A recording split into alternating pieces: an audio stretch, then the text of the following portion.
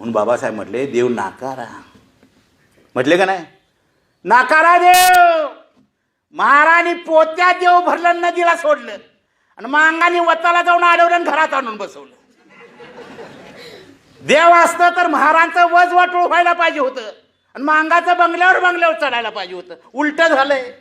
महारांचं बंगल्यावर बंगलं ना आमचं झोपड्यात झोपडं. बुद्ध, शाहू फुले, आंबेडकर, अण्णाभाऊ साठे यांचे विचार आपणाला पोषक आहेत.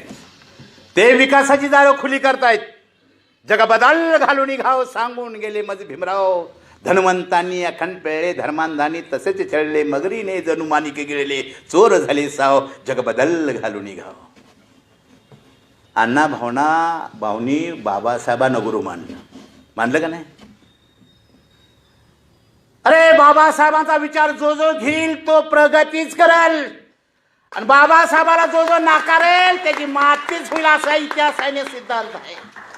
बाबासाहेबांचा विचार विकासाचा विचार आहे आणि हिंदुत्वाचा विचार मातीत घालणार आहे, चगाळ्यात ठेवणार आहे. आम्ही पण चगाळ्यात, देव पण चगाळ्यात. आमचं देव तर कुठे चांगले दिलेत आम्हाला का दिल्यात? बघा त्यांचा देव लाल भडक बाय, लांबला चकनाक, डोक्याला घातलं ते सोन्याचं टोप घालते, हसते तर गालात हसते, बसते तर कमळाच्या फुलात बसते. तिचं नाव लक्ष्मी, ती बामणाचं कुलदेव. आणि आमचं एकही देखणं नाही. काळ किती ध्यान सगळं कोण टुकराव बसला, गाडवा बसला, दात बाहेर वाट बाहेर, पोरग सुद्धा घाबरते देवाच्या समोर जायला. असलं देव आम्हाला. तिथं तर समता पाहिजे होती का नाही? तिथं पण समता नाही. त्याच्या पुढचा निगणित वेगळा आहे. लक्ष्मीला पेढा टाकला, लक्ष्मी खुश. साखर टाकली, खुश. आणि इकडे 17 रेड्या कापलं तर देव खुश नाही. बकऱ्याचं, कोंबड्याचं, रेड्याचं तेवढं द्यावं आम्हाला आणि पेड्याचं साखरेचं त्यांना.